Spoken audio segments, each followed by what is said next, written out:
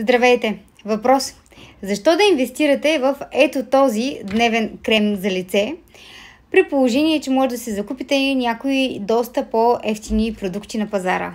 Макар че моето мнение е, че много често включват този продукт в промоционални пакети с други продукти от серията Nutricential и много често също правят намаления като цяло на различни продукти, така че ако набарате точния момент, може да си го купите на много прилично добра цена. Но защо този, а не примерно ето този, който е с 50 плюс фактор? Или пък ето този, който е с 15? Хора, тук не става въпрос само за слънчезащитен фактор.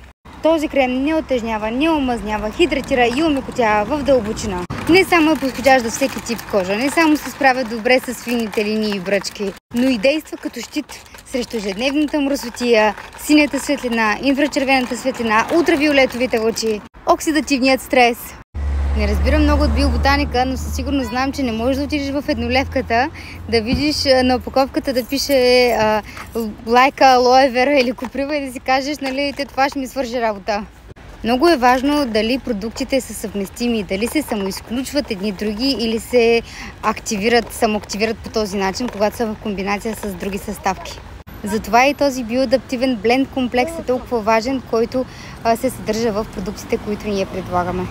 И друго, моята логична мисъл ме навежда на мисълта, че колкото по-евтин е един продукт, то толкова по-малко пари са вложи в инвестиция за разработка на формула.